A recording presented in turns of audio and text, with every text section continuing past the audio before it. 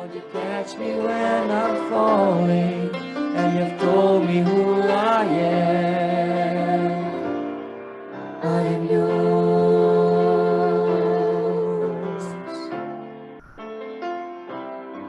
I am yours. Good morning, everyone. Thank you, OJ, and the praise worship team for setting the tone for our worship this morning. Welcome to our Festival of Faith. I'd just like to take this time to welcome Dr. Ephigene. No, that's Ginger. Lucky your mom is not here. Well, how many of you know Dr. Ginger Ketting? Okay, I see a few hands here, mainly the seniors. Okay, I knew her when I was probably 15, 16 years of age. And that's probably, coming to 50 years now. Ginger grew up here in Penang at the age of 5 to 19. Her parents were Dr. Ephigene and Dr. Sam Ketting. Dr. Ephigene delivered 17 babies and 17,000, right? She wouldn't let me off that. I thought it was 15, but she said 17 last night. And most of them were delivered here in Penang Adventist Hospital. Can you imagine 17,000 babies? Well, we thank God for bringing Ginger back here to Penang. She'll be our speaker this week and for Saturday as well. Welcome, everyone. Welcome, Ginger.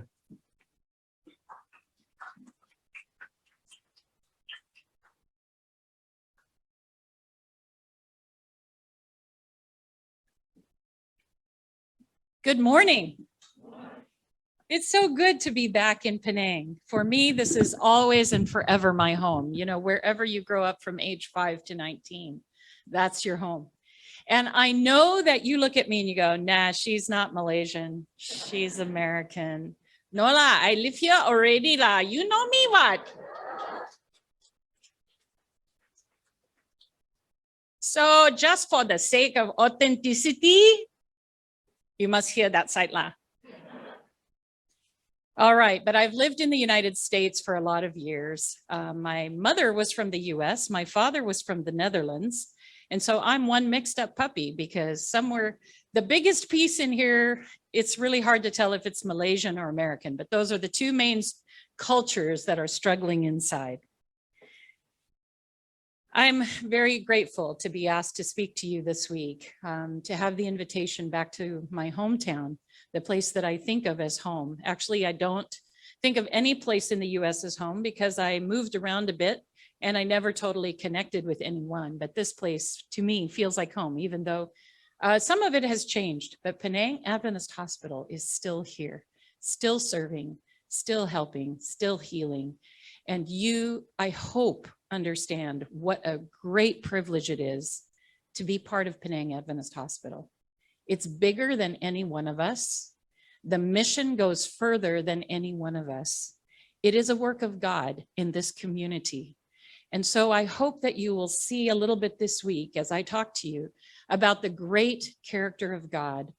And think about, as I talk about the great character of God, think about how that can be reflected in you and in the way that you care for patients and one another at Penang Adventist Hospital. So let me dive in. When I was a child, there was a patient here at Penang Adventist Hospital who was a local merchant.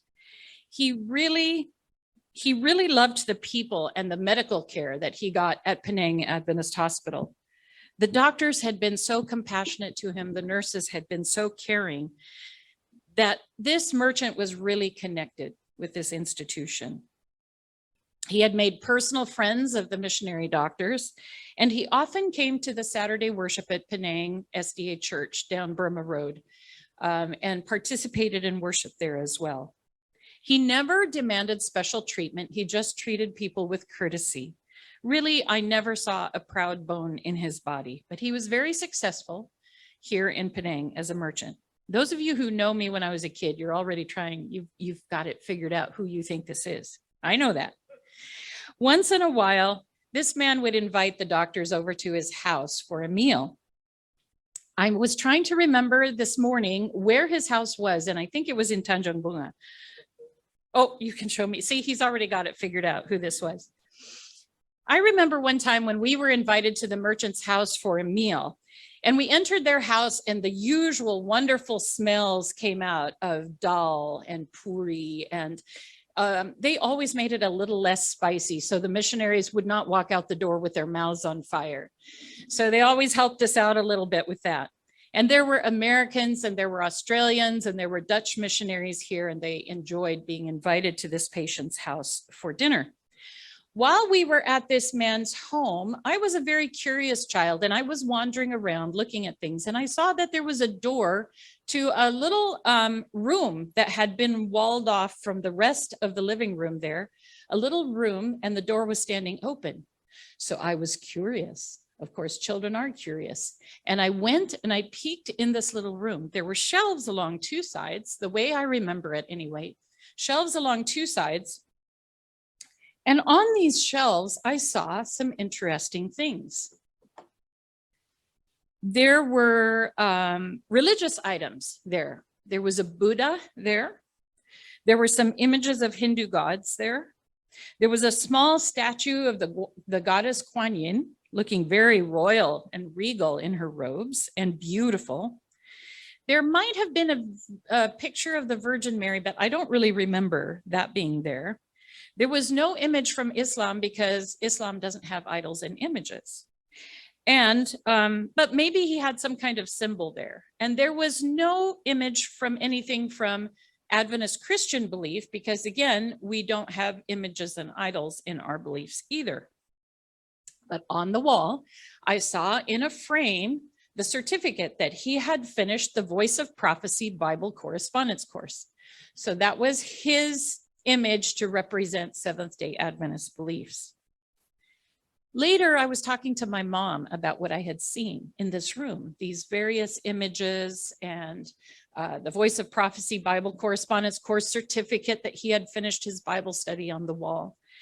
And my mom, I don't remember exactly what she said, but I left that conversation with the understanding that our Penang Adventist Hospital patient had a very sincere heart that was seeking God. And that's why he had created this room in his house. He had a heartfelt desire to please God. However, he couldn't figure out which set of beliefs was the true one, the one that would get him to paradise or heaven someday. So he just made sure that he had a collection of all of them in his worship room, just to be sure that he, well, the way I understood it as a child, that he would be in God's good graces and that he would attain paradise someday. So I saw that merchant's worship room about 50 years ago, and I've thought about it many times through my life. Were all of those religions true? Or was the God of one of them greater than the others?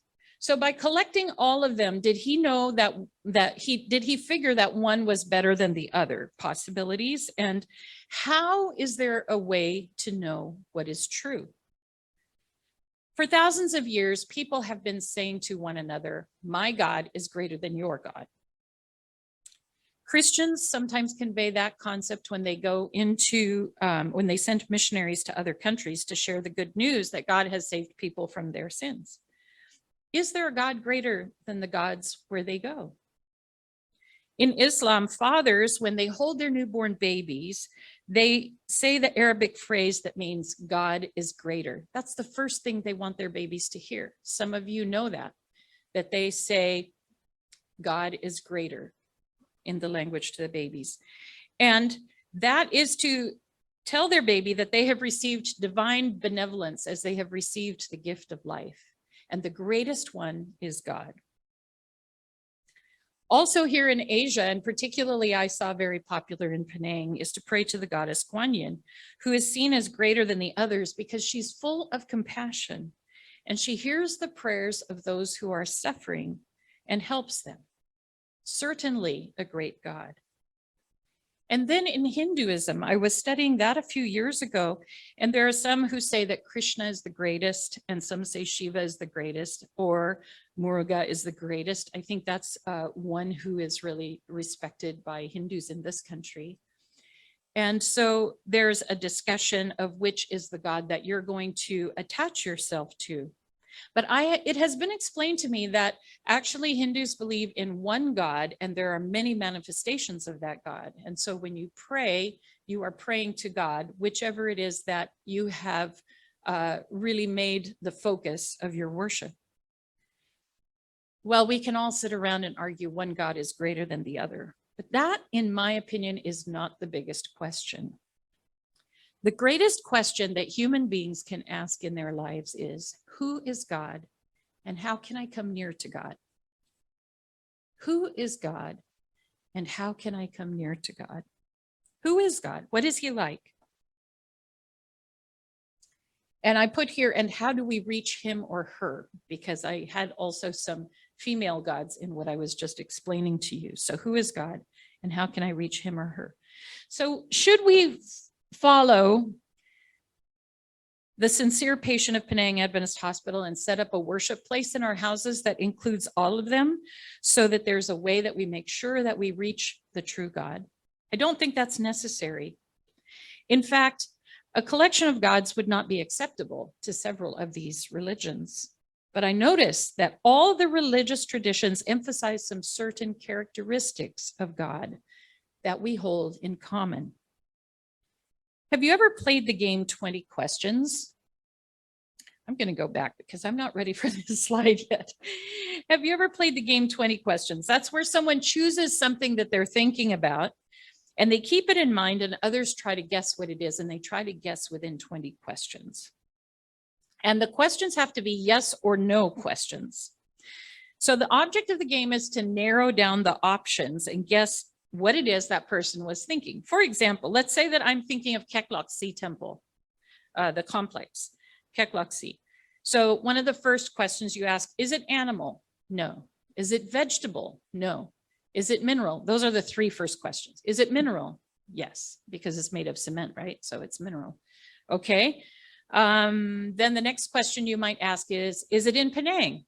Yes. Is it a rock? No. Can you eat it? No. Is it a place? Yes. Is it a place where tourists go? Yes. Is it a waterfall? Because a waterfall would be a mineral, right? And then a place where tourists go. And so you ask, is it a waterfall? Once you get waterfall, you can start guessing which waterfall. No, it's not a waterfall. Is it a temple? Yes. You see how you're narrowing it down all the time as you're trying to guess. And so we humans are trying to guess. We're trying to find hints to the answer of who is God and how can I reach God? We have a need for a power that is bigger than us. So we ask these questions. Is God great? Is God good? Is God far away from me or is God near? Does God notice me? Does God want anything from me? Does God respond to my behavior? And so on. To me, the fact that you and I ask questions about God, who is God and how can I reach God, is in itself an indication that God is giving us hints as to who he is. Is God kind? And then you look at your life and you decide, is God kind? In your experience, is God kind? It's like the game of 20 questions. We humans have a suspicion that maybe God made us from the very beginning, but you and I were not here to see it. So we don't know what happened in the very beginning from our own experience. We humans are just insignificant beings in a very large universe, and we can't comprehend God, but we're receiving hints from God about who he is. And surprisingly, many religions have concluded that God has characteristics that we believe in common. So this week, let's explore the character of God and develop some insights about who God is and how we can come near to God. Today, I'd like to focus on the first characteristic, and that is that God is great. When the Muslim father whispers to his baby, God is greater, greater than what, you might ask? Greater than all. Greater than you and me. God is greater than you and me. I think we can agree to that. If God were smaller than me, why should I worship God? Or why should I do anything to please God? So God is greater than you and me. God is greater than the sorrows of the world. Okay, I didn't put this one on a slide. He's greater than the sorrows of the world. God is greater. Now listen to this one carefully. God is greater than the illnesses of your patients. God is greater than the illnesses of your patients. God is greater than your best efforts to help your patients heal. I'll tell some stories about that this week. God is greater than life itself. God is greater than death itself. God is greater than the tiniest particle of an atom. He's greater than the entire world. God is greater than our solar system, and God is greater than our universe. That great. That's how great God is. You can't help but get there if you start following the hints in your life about who God is. God is bigger than all of us. He's bigger than our earth. He's bigger than our solar system. He's bigger than the universe. And I use he because it's an easy pronoun, but God is not confined to pronouns, he or she. God is God. Certainly, God is greater than the gods that were lined up in the worship room of our friend the merchant. God is greater. How do we know this? There are three things that I'd like to share with you this morning. First of all, God is greater because God is forever. If your God was born at some point, if you worship a God who was born at some point, there was something before that God. Whatever that is, that's greater. So God is forever. God didn't have a beginning. God doesn't have an ending. God is greater. Let me share with you a story from the root of Judaism, Islam, and Christianity. All three religions go back to this story. A long time ago, as the Bible story goes, Moses was confronted by God as he approached a bush that was burning, but it didn't burn up. The voice of God called Moses by name at that place and said, "Take off your sandals because you're standing on holy ground." God gave Moses a task, and that was to lead the slaves, the children of Israel, from Egypt to Canaan. And when they reached Canaan, that was the place that was to be their home. Moses asked, "When the children of Israel ask me, 'What is his name, this God?' who shall I tell them you are?" You see, in those days, what people believed was the land had a god of the land. So when you were in Egypt, there were certain gods that were the gods of the land. When you were in Canaan, there were certain gods that were gods of the land. When you were Edom, there were certain gods that were gods of the land. Well, you see this also in Asia. We have spirit houses where people put offerings because they believe that there is a spirit of the land. So it's a similar idea. They believed in gods of the land.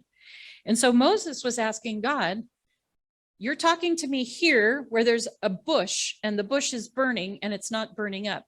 So you, the God of this thing that is supernatural, who shall I tell people you are?" And God answered to him and said, "I am that I am." What a strange name. I am that I am. "Tell them this," said God, "I am has sent me to you." The concept of God as I am is particularly unusual in that time because they believed of those gods of the land. But this was not the concept of the God of Abraham. So let me share with you some verses from the Bible. Psalm 96:4, and this is talking about God and how great he is. "For great is the Lord and greatly to be praised. He is to be feared above all gods." So whoever the true God is greater than all the gods that we might think of that are out there. The next one, "There is none like you, O Lord. You are great, and great is your name in might." None like you, something bigger than we have ever imagined. "For as the heavens are higher than the earth, so are my ways higher than your ways, and my thoughts are higher than your thoughts." Bigger than you could ever imagine, bigger than your thoughts. That's who God is. And then the last one, "Ah, Lord God, behold, You have made the heavens and the earth by your great power, by your outstretched arm. Nothing is too difficult for you. My friends, when you're taking care of a patient and that patient's situation is beyond you and you don't quite know the right thing to do for that patient, remember this verse. Nothing is too difficult for you.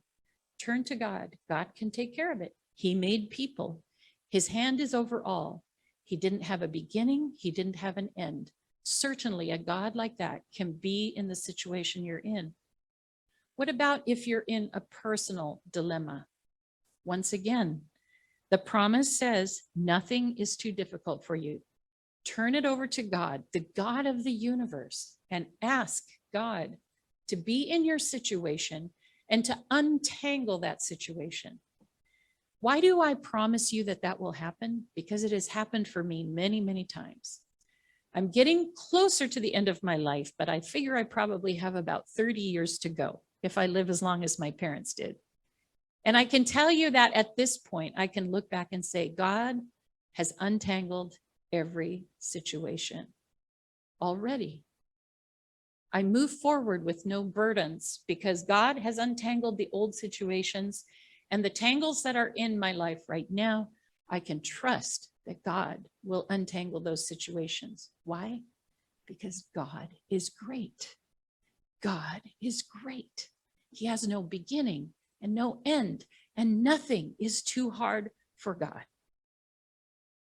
So why did God say his name was I am? It's because God always is. God did not say to Moses, I was, and I am, and I will be.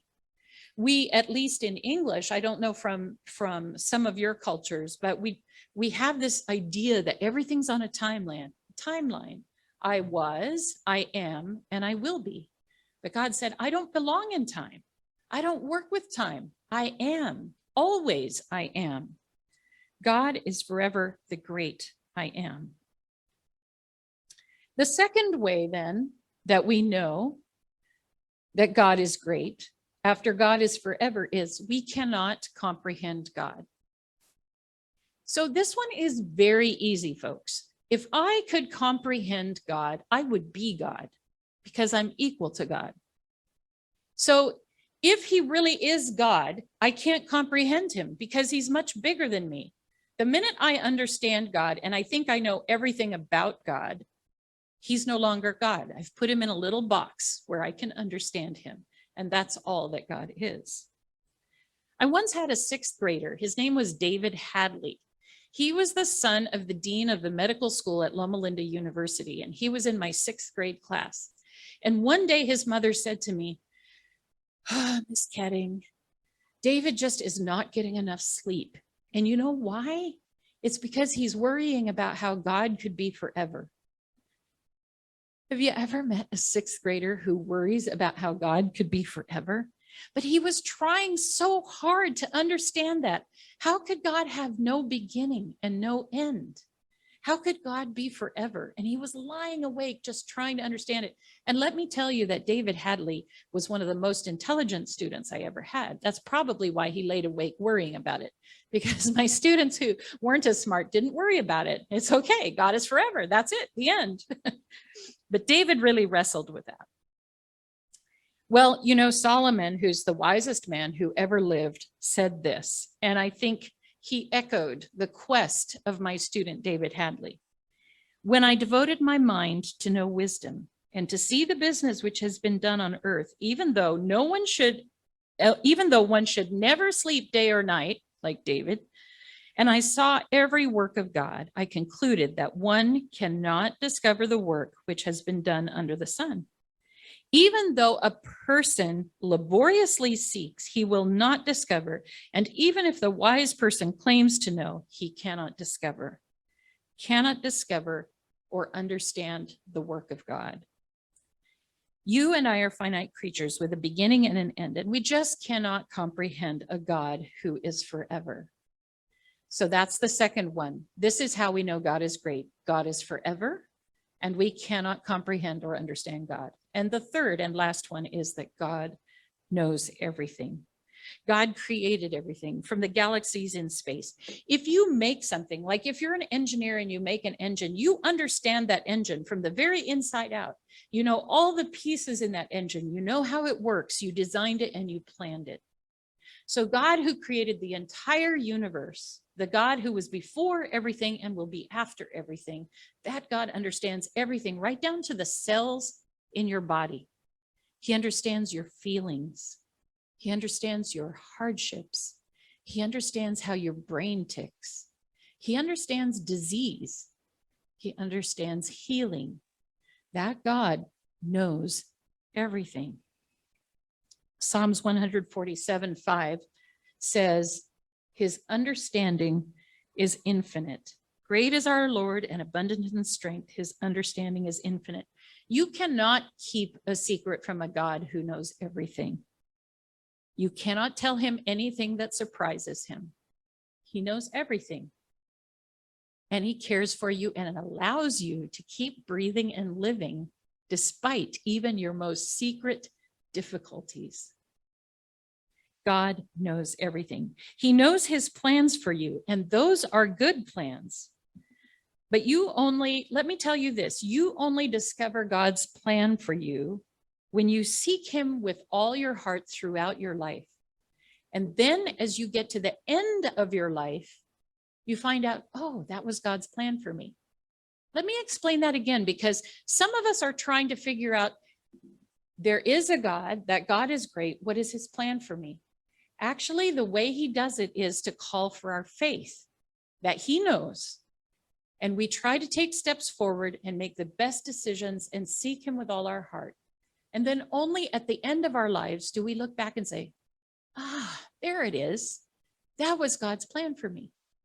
And I can guarantee to you, having spoken with many people who have done this, that when you get toward the end of your life and you look back and see how God led you when you were putting your faith in him, you will be so thankful for what happened with your life. I promise you that. Even the hard times, even the losses, even the disappointments, even the discouragements, God is so great that if you put your trust in him and you say, please work out your plan in me, when you get to the end of your life, you'll look back and say, oh, that was the plan. What a great plan. I'm so thankful for that plan, even the tough times that happened in that plan. So let me finish with that wasn't what I wanted to do, with a story that is very personal. And it illustrates how God is greater and how God knows everything. My mother, Dr. Effie Jean, and Dr. Zovi worked with her for many years. And there were many of you who worked with her. Albin lived with my parents for a while. Edward grew up in the shadow of my parents. So you recognized my mom in this picture. She worked at Penang Adventist Hospital for 14 years. When Dr. Effie Jean was a young woman, she wanted to be a doctor. And what she wanted was to be an OBGYN missionary doctor. That was her plan. But she also knew that God had a plan. Now, she thought his plan was for her to be an OBGYN missionary doctor. That was what she felt the calling to be. So she struggled her way through the sciences in college, and it was not that easy for her. And then she applied to medical school, and she had to apply 3 times before she got in. And she went through medical school studying and having nightmares that she was not going to pass her tests. Any of you recognize that feeling? Nightmares that you're not going to pass your tests. Yes, we know that one. And she finally was getting close to being done with medical school, and she applied for that residency that she wanted in OBGYN. She did not get in. She did not match for anything. And one of her professors, a professor that was in her pathology rotation, said to her, you know, Effie Jean, pathology is a much better career for a woman. You won't be having to leave your children day and night to go deliver babies. So why don't you take pathology? She did not want to take pathology, but she had not been allowed into OBGYN. So she went into the pathology residency at the invitation of Dr. Small at Loma Linda University. And she did her first year. And during her first year, she applied again to get into the OBGYN residency. Now, those of you who know my mom know she was very stubborn. And so she kept trying. Second year in pathology, she tried, and she did not get into the OBGYN residency. But I want to be a missionary doctor who does surgery for women and delivers babies. I really believe that women should take care of women. Women should have women doctors to take care of them. And I believe that so strongly that I'm going to keep trying. So second year, she tried to get into OBGYN. Didn't get in, kept on doing pathology. Lord, what are you doing in my life? I thought this was the plan. I'm not in the plan. Third year, she applies again. Now, it's a 4-year residency. And here she is making her way through pathology, which she had not wanted to do. Third year, she applies again. Can I move over and start fresh and take an OBGYN residency? The answer was no. And by the time the 4th year was finished, my mom had taken an entire residency in pathology, not being able to get into the residency that she wanted. She asked many times, what is God's plan for me? Why am I getting disappointed over and over and over again? Why did God not answer my prayers? Why did I not get into the OBGYN residency? Why am I disappointed year after year? Is there a God who is greater? Is there a God who knows everything? Well, let me tell you that when Dr. Effie Jean got to Penang Adventist Hospital as a missionary, there was no pathologist. And they were having to send pathology up to Bangkok Adventist Hospital to be done. It would take 2 weeks round trip. And when you would send your pathology up there, you lost 2 weeks of being able to intervene in a patient's life to save their life.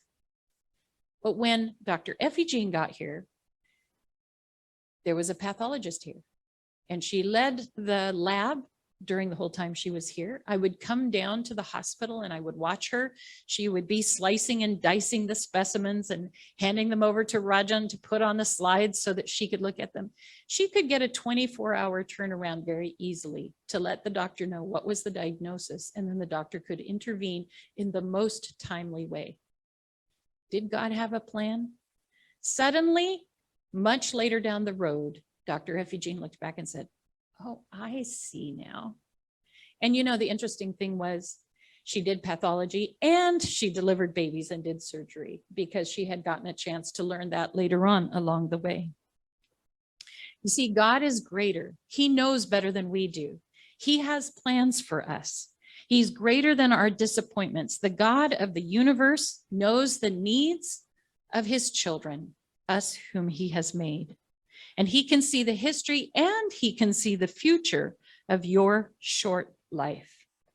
If you put your trust in his power, in his greatness, he will prepare you even when you don't understand what he's doing, even when you don't know. And he will prepare you to live a life of happiness, of meaning, and of service. God is great. He is a God that we can trust. Do you want me to end with prayer? All right, let's bow our heads. Heavenly Father, you are great, and it's good to be reminded of that this morning. Sometimes we're tempted to think we can understand you fully, and yet we can't. You're so much larger than us. And so this morning, I want to bring myself to you and put myself in your hands once again, and to speak for many who are hearing me in this room, to put our lives in your hands today and say, God, you are greater. Open my understanding, lead me, and help my life to be something of meaning in this world. We know that you'll answer that prayer. And I pray these things in the name of Jesus. Amen.